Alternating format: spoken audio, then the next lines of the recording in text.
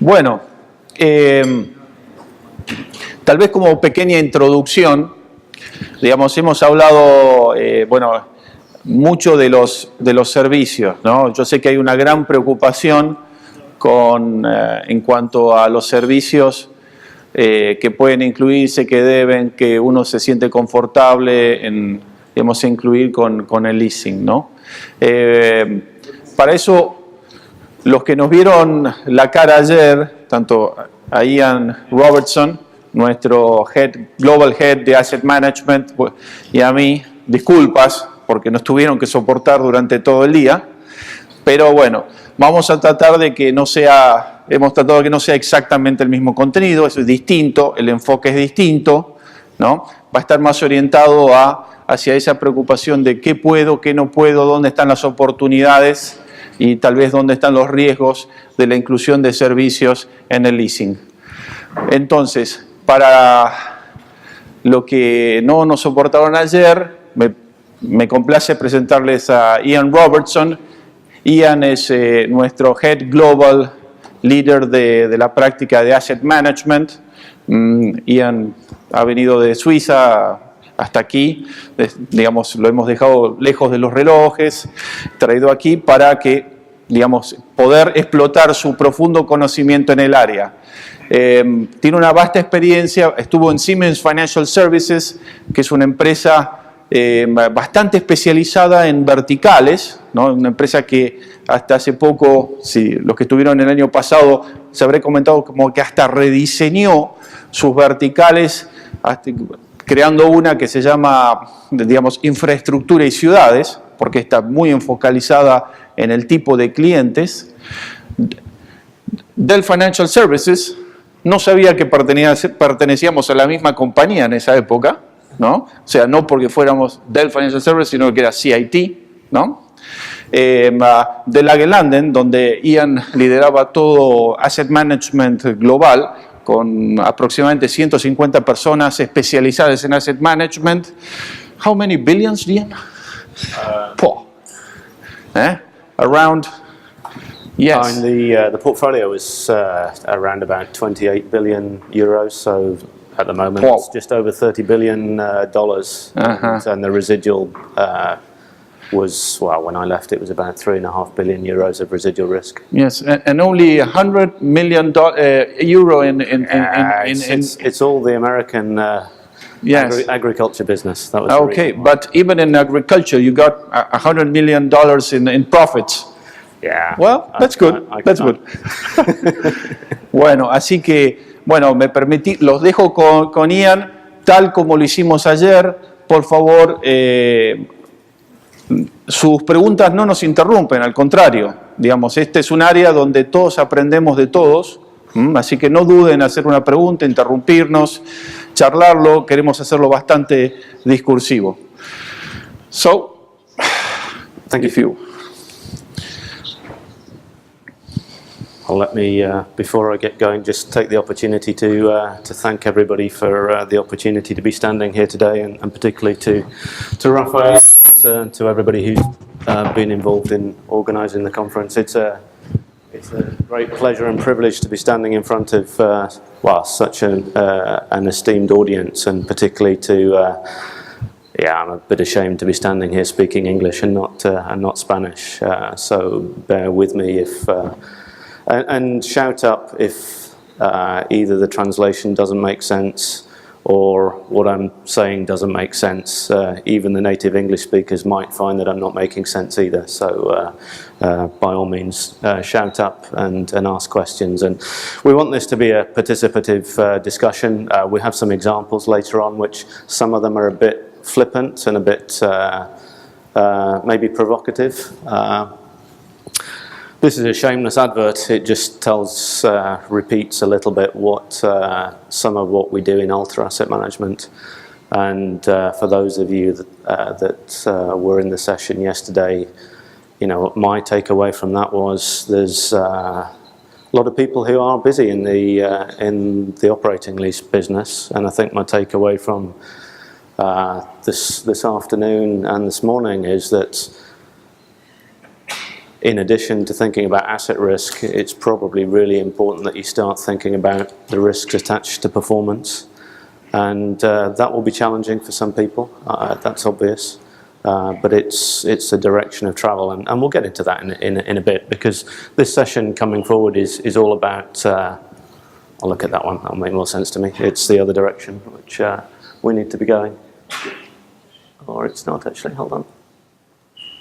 Here we go. So the whole session, as you've probably read, is about the asset as a carrier for services and as a revenue generator. And, you know, what does that mean? It's a bit of an obscure statement, perhaps.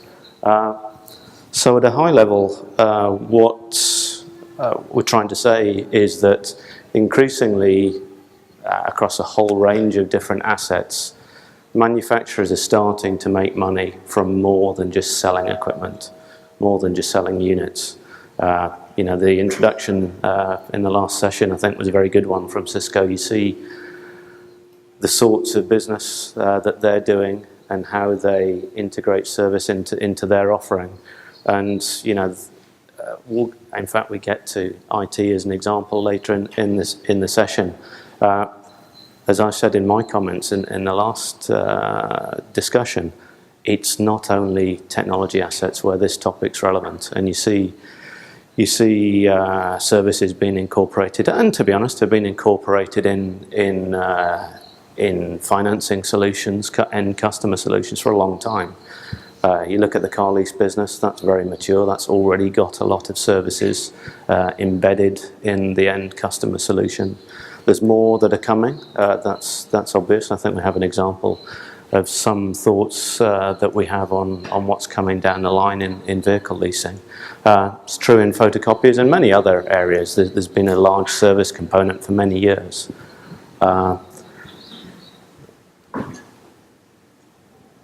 Talking here about just some examples, and I don't intend to talk to every single area, but the point really trying to emphasize is that the manufacturers are making money, and very importantly, they're making lots of money in some of these areas, again, depending on the type of equipment that's being financed. But if you're in the, you know, if you're a Caterpillar or a construction equipment manufacturer, I don't know how many people in the room are aware, but they make a lot of money, not only in terms of their servicing, and I think it's fairly obvious that when a vehicle goes in to be serviced, if they're providing that solution around maintenance, that's a very profitable domain for them. But spare parts is an important topic for them. And the amount of money that, you know, I guess if you think of the most extreme examples of equipment where that's relevant, you probably look at aero engines. Aero engines go out, they're financed, and the money is all made on parts and maintenance. So that's the model of a Rolls-Royce or the guys in that industry.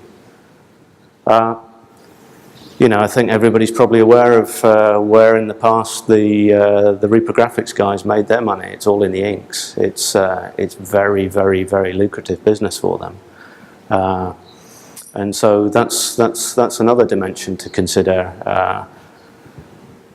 And really, maybe one point before I leave this slide, because it's maybe not easy to read from the back, but I've got an area here called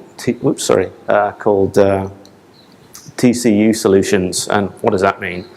That is terminology that I use. It's kind of a play on the theme of total cost of ownership, but it's building on the theme that was described in the last session. It's all about usage, in fact. People don't care about owning stuff as much as they used to. And so people are getting much more focused, and I think, you know, Cisco was a great entree to this session.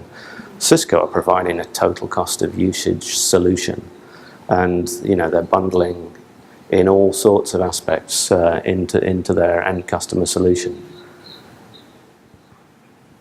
And we'll show as we go that it's as I said, it's not focused purely on a technology or a high-tech asset. So again, better be over here, otherwise I can't read it. It is pretty common sense, I think, that as the manufacturers become more focused upon services and solutions and add-ons, you know, the box itself, the unit that's being sold, is increasingly, I wouldn't say it's irrelevant, but it's a means to an end, if you like. So it's the thing that enables them to make a lot of income. You know, other examples that I didn't talk through before, you know, warranties, you know, potentially big source of revenue, and that's not just at the point of sale. That might be at the end of lease. Those that were in the asset management session yesterday, I think we talked about that at one point. Actually having a view on the second life cycle, or, you know, working the end of lease, that's a huge source of income. There's actually not very many manufacturers get this worked out well, and the people that, you know, there are companies who are experts in this domain. GE would be one of them in the healthcare domain. They're really making a lot of money by mining the base, working, obviously in the case of the healthcare business, they've kept that. They're continuing to use their captive business to focus on that. And the next, before I get to the next slide, I just wanted to, again, it's a bit jargon that I've coined, and I don't know whether you'll take this away with you or not, but, you know, we've historically talked about customer relationship management. I would advocate we're really thinking about equipment relationship management and what that enables for the end customer. And that's the mindset that we, you know, maybe not so much in the case of the technology assets, where you maybe don't physically see the assets, apart from maybe the screen or the keyboard or the laptop that you're carrying around with you. But in the case of some other industries, it's much more about understanding the equipment, understanding how it's being used. And actually, the only thing that matters is what performance is that piece of equipment giving to the end customer, what role is it playing in the client's business, how much does it cost, and is it reliable?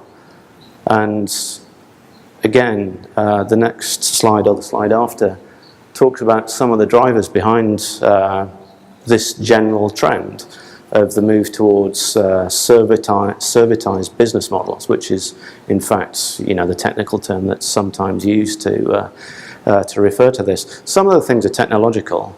Some of them are, I would say, a reaction to, in a way, a defensive reaction to the way consumers are behaving. We talked about people becoming increasingly disloyal or brand agnostic. And as a consequence, you know, I don't think it's an accident that Apple has come up with the ecosystem that it's got. You know, I don't have one in my hand, but there's a lot of people in this room will have an iPhone. I don't imagine the reason you have that is because it's the best smartphone. You know, it's equivalent to the Samsung. It's got you know, arguably the same functionality as some of the cheaper new entrants from China. What it does have, it's got the iStore, it's got Apple Pay coming, or it's here already, and they've got the App Store, and that's, you know, a big source of revenue for Apple, and it's a big barrier to entry to stop other people coming in. And in that world, you can see that it enables them to charge a premium for their hardware. So they're in a very, very, very good position to a degree, and, you know, the other players have to accept that and challenge that. And the likes of Samsung, you know, with an Android platform, they're busy trying to get there with an equivalent solution. And, you know, interestingly, BlackBerry, if you saw it last week or the week before, you know, they've now migrated to Android to enable them to get into this area. And what it does provide is a lot of stick, and it enables them to keep hold of customers. And given the change in loyalty, that's an important theme. Talked about bundling. I mean, one of the things that bundling does for you when you have not just a pure hardware sale. It's harder, let's say, to say, okay, that's, I'm going to negotiate with you on this item because it's one of 4 or 5 items, and it puts you in a stronger negotiating position. Technology, you already had a very good introduction from Cisco, so I won't talk too much about that. But what the Internet of Things and the sensors and the telemetry and the measurement and the GPS, what they do is it enables you to be able to understand how often a piece of equipment is used, maybe even what it's being used for, what the environment it's being used in. Is it high temperature? Is it being used 3 shifts a day, 7 days a week? So you have a very, very good insight into understanding what the customer is doing with that piece of equipment. And if they're using multiple assets, for those in the asset management seminar yesterday, we talked a bit about forklift trucks. But if you've got a whole bunch of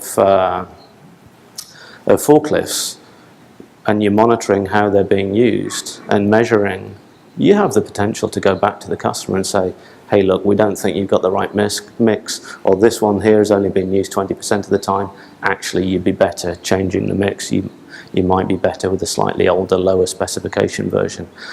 And in that sense, the Internet of Things is enabling you to extract data. And with that data and information, you can start to think, actually, okay, how can I design an offering for the end customer that is compelling? And I think that's maybe a message to take away from the whole day today. Customers are demanding things, and maybe if they're not demanding things, I can't remember whose session it was this morning, the comment about there's some kids in a room somewhere thinking about how to fire that bullet at your business. It's happening. This will happen. And if it's not you that's innovating and pulling this together, somebody will. Because it's not difficult to do this these days. To pull the data feeds together and to join the data together, it's never been more straightforward. And in time, that's the deployment of solutions and the ability to plug and play software solutions into your business. It's really technically quite simple to do, and that's why I used the quote from William Gibson earlier. It's maybe not there necessarily in your industry, in your market today, but all the components that are required to make this happen are absolutely there today. And these things will help drive service innovation and help to potentially differentiate your business from the competition. The only thing I haven't mentioned on there, and it's maybe a little bit of an obscure concept, circular economic models. The guys from Cisco will probably recognize the terminology because they use it themselves. Circular economic models talk about reuse, returning equipment and giving that an additional life. And forgive me, Flavio, what was the name of the returns program from Europe and the US that you mentioned? The Refresh. That's an example of that. And why is that relevant? The answer is because, again, the manufacturers, don't necessarily care about which asset's in there. They do care about the customer socket. Increasingly, they want to take the assets out, replace them, take that asset, put it somewhere else. And in doing so, they have a very, very strong interest in owning that piece of equipment and not having the customer own that piece of equipment. Because if the customer owns the assets, it's on a finance lease, or they've just gone out and paid cash, they can swap that out at any point in time. If it's on your books as either the captive or the vendor finance company or a third-party independent lessor, that's your asset. They can't suddenly be disloyal and run down the road. So you as let's say the owner of that piece of equipment have great control over that asset. And increasingly from a sustainability perspective, that's where really a lot of the noise is around circular economic thinking. Bringing back stuff back, refreshing it, refurbishing it, even remanufacturing it. Raphael talked about water footprint. Water usage, energy usage, raw material usage is a real topic. It's not just hype, and that will continue to be an important theme. And the youngsters, we've got some people below 40, I think, in this room. This resonates. Maybe doesn't for the older folks in the room quite so much, but the sustainability of your offering is an important theme. Some of the other things that we've already talked about that again are leading people to think more about embedding services and having other people do things for them rather than doing it themselves. We talked about more focus on usage and not ownership already. People want simple engagement. They just want something simple. It's again a little bit about people being used to now dial a movie up just like that through Netflix, or dial your Uber taxi. People are getting accustomed to that sort of behaviour, so that they just want easy, quick solutions. And a good analogy for our industry is some of the players that are using crowdfunding, and providing the shadow banking sector in the US. They're effectively technology companies as well. But what they're doing is, I think Raphael already mentioned, they're turning stuff around really quickly. They've got a different value proposition, and the margins that they're enjoying are radically different to what we enjoy in our business. So do not underestimate what people will pay for a quick, instantaneous, or relatively instantaneous decision. So again, that's something to bear in mind. That your ability to turn things around quickly. Ian, this audience, they talk money. So, a veces todo esto de servicio, yo sé que muchos tienen una gran preocupación acerca de, del tema de la inclusión de servicios, los riesgos y todo. A ver, ¿cuántos de ustedes intervienen de alguna forma, o sea, dan arrendamiento? ¿Cuántos, manejan en cierta forma la colocación de seguros para los carros o cualquier bien? A ver si pueden levantar la mano. El resto no, ¿qué hacen? Delega los seguros en el cliente, la elección del cliente, pero controlan que haya un seguro. Sí. De los que manejan el seguro, ¿cuántos tienen una retribución sobre ese seguro? ¿Cobran un fee? Bien, ¿no? Ahora, seguros es un servicio, ¿no? Entonces acá estamos hablando tal vez de otro tipo de servicios, tal vez un poco más avanzados, pero hoy cualquier arrendador dice, bueno, acá hay algo, un servicio que se presta y que aumenta la rentabilidad de mi leasing, ¿no? Ian decía, desire for flexibility, ¿no? El deseo por una solución flexible. Ayer hablábamos en Asset Management acerca de, por ejemplo, de equipos de almacenamiento, storage. Hay grandes compañías multinacionales de storage. Yo siempre comparo el almacenamiento como los zapatos y carteras de mi mujer. Nunca son necesarios, nunca son lo suficientes, ¿no? Siempre se necesitan más, ¿no? Entonces, las compañías de almacenamiento, ¿qué hacen? ¿Cuál es la solución? Y, ¿qué es lo que quiere una compañía de almacenamiento del arrendador, de la compañía de leasing? Tener la flexibilidad de ponerle al cliente todo el almacenamiento que el cliente necesita, ¿no? Entonces, porque los datos son como la droga. Si yo tengo lugar para guardarlos, igual que el placar de mi mujer, lo lleno, empiezo a llenar. Y si yo después le puedo cobrar por la cantidad de ropa que hay dentro del placar, es la mejor forma, ¿no? Entonces, eso es flexibilidad. Entonces, el problema es, Si yo estoy frente a una estructura rígida que no le puedo dar flexibilidad a la compañía de almacenamiento, storage, que bueno, EMC ahora Dell, ¿no? Entonces lo estoy limitando, le estoy limitando las ventas. Software. ¿Cuántos de ustedes alguna vez en su empresa, digamos, están haciendo un proceso y de repente alcancé el límite de la cantidad de licencias? ¿No? Porque entonces, bueno, hay alguien que dejó de producir porque se alcanzó el límite de licencias.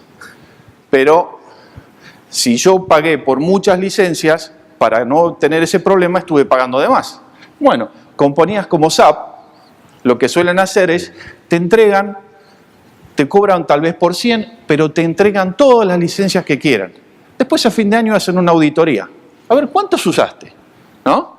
Bueno, te voy a poder cobrar por esas licencias adicionales. Entonces, una compañía de arrendamiento que pueda acompañar a SAP, ¿no?, en esa, digamos, cobro de licencias adicionales, ¿no?, le va a dar a SAP una ventaja competitiva. Y SAP tiene muy buenos clientes.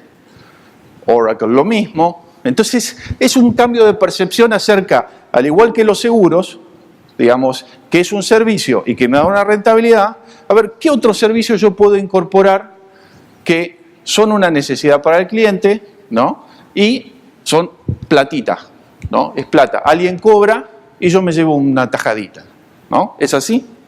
Sorry, Ian. That's okay. Thank you for that. So with that in mind, if it's all about the money, how are we going to make some money? We've got some examples here. So everybody is familiar with cars. Come over here again. You know, some of this is very obvious, and I'm sure, are already doing some of this today. You know, things like tyres and fuel and maintenance and service, probably already built into your offerings, maybe not everybody. You see, you know, the world of the future might be electricity for electrical vehicles. You know, you can see already manufacturers are building in, you know, 4G connections into their car. I saw an advert this morning, an example of that.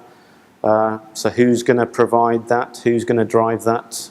Is that the telco that you're going to let them own that discussion, or are you going to have part of that and negotiate a deal for yourselves to take a cut? Because I'm sure if you're building in fuel into your offering, you're getting a kickback on the fuel. You know, I think you know, maybe some of the other ones that perhaps you're not doing, you know, maybe in the current climate, people are getting nervous if you're running around with VWs. Maybe if you're an end customer and you've got it on lease, you don't care. But, you know, it could be that people want some kind of reassurance around the emissions theme, given what we've just seen in recent months. CO2 reporting, easy thing to do at a very simplistic level. That's just a data item times by a number of cars. You know, I've, again, in my experience in some European markets, people are building in true mobility solutions. So they're building in public transport solutions into their overall offer. So they're bundling in a train ticket or bus ticket, public transport solution as part of their overall package. They might be giving end customers the possibility to use a different car for the weekends, or a designated number of weeks a year to go off if most of the time they run around in a city car, but they want to take the kids away for the holidays to enable them to have access to a larger vehicle for those purposes. Mm. So, you know, this is not outlandish. Again, this is happening in some markets already. Mm-hmm. Yes, and for example, extended warranty, o sea, garantía extendida. ¿Cuál es la garantía generalmente que tienen los carros normal? 12 meses, 100.000 kilómetros, algunos 3 años, ¿no? ¿Cuántos de ustedes comercializan garantía extendida? 1, 2, 3. Ok. ¿El resto por qué no? O sea, generalmente una compañía de garantía extendida paga comisiones del 30% de la prima.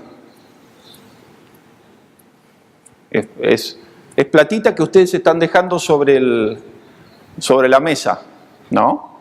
Y no es complicado, es a lo mismo que el seguro. Y la ventaja de esto es que la arrendadora muchas veces está en una posición privilegiada para la negociación, ¿no? Porque el cliente solo tal vez no tiene ese poder de negociación que tienen ustedes que tienen tal vez una flota de miles de autos. Entonces, cuando lean este listado que Ian ha preparado de ejemplos, tal vez piensen, digamos, qué significaría en rentabilizar. Yo sé que muchos de ustedes tienen limitaciones en cuanto a la cantidad de servicios o el tipo de servicios que pueden incorporar con sus ofertas, pero no piensen en las limitaciones, son ustedes los que están en el momento de la oportunidad, porque independientemente de que el que facture sea su empresa o el que facture la comisión sea otro,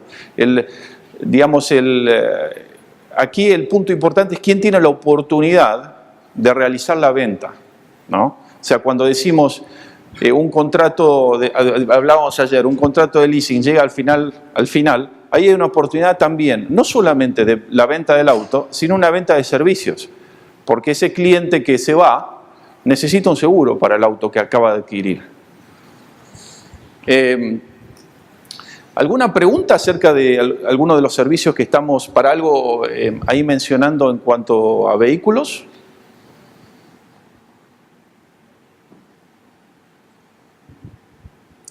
Yeah, one thing I just make as a general comment. You know, in any of these things where there are services involved, typically you as a lessor will have huge buying power compared to a standard consumer or even a corporate or a SME customer. Obviously is going to have even less buying power. So any service that you're able to dream up and bring to life and bring into your value proposition, chances are you're going to be able to do that much cheaper than the end customer could do themselves. So common sense says you should be able to make a turn and be able to make a margin on that. So again, it's obvious and common sense, but people often forget, you know, the role of buying power, and it's a serious topic when it comes to making money. Again, if you're you know, making relatively thin financing margins, if you're able to make a few dollars on your services margin, it makes a radical difference to your return on equity. It's not a big step from cars to trucks to transportation assets. Again, some of these things I think are fairly obvious, and there's some duplication probably from the car leasing domain. There's probably more. I mean, I'm sure lots of you are familiar with having telematics solutions built into vehicles.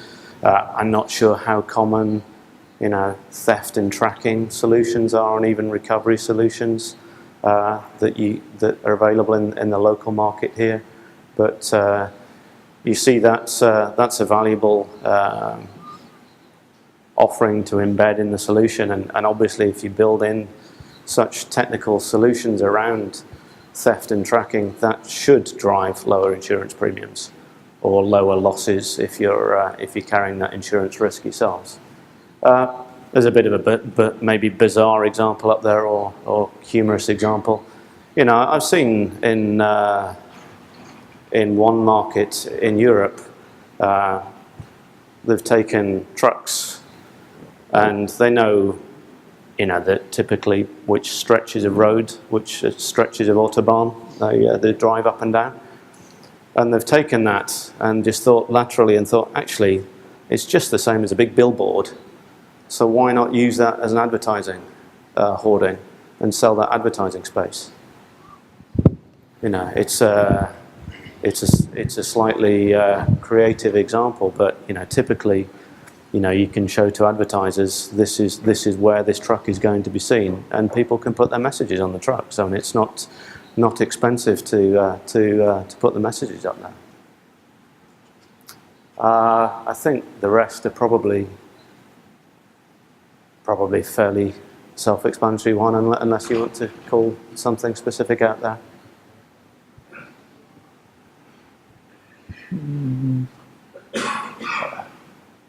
No. Good to move on? No, it's last year we gave a couple, around at least 3 or 4 examples of customers that were using telematics and had reduced with considerably the costs. No, in more in trucking. No, it's like Absolutely. Nowadays it's the way to go. No, and many of the small companies do not have the purchasing power to establish telematics, no? Yeah, and actually related to that, some of the telematics solutions can, with the right analytics, and again it's just about joining bits of data together, can be used really to tell you how efficient your drivers are driving the vehicles. Mm-hmm.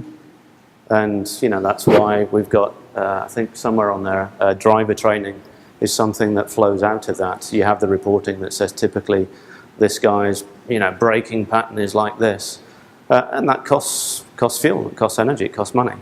So that's valuable potentially to the end customer. Okay, next example is again, some of you will be in this industry. We had people yesterday in the room who were financing healthcare equipment. Again, it's just trying again to maybe hammer home the point, and it's particularly true in the healthcare domain. The likes of the big players like the GEs, the Siemens, the Toshibas, and the Philips, they make huge margins on services, and again, that market is certainly in mature markets a replacement market. So it's not about going out and finding brand new customers. It typically is a certain number of hospitals. People, if the asset is doing what it was designed to do, there's not necessarily going to be a compelling reason to move a new piece of equipment in. So the manufacturers have to have a business model that allows them to make money on an ongoing basis, and not just from the equipment sale. And I know we've got some people in the lighting industry in the room, and that's another interesting one to think about. How does a business that sells LED lights that'll last 20 years, how are they going to continue to have new sales once everybody's got their LED lights installed? So that's a bit of a by the by. So the healthcare guys make massive amounts of money from these services, and as a consequence, again, it just points back to how do you protect that customer relationship? How do you stop your competition getting in there? And that argues, as I'll show later on, it really does argue very much for having an operating lease construct where you as the lessor or the captive or the quasi-captive, you have control of that equipment.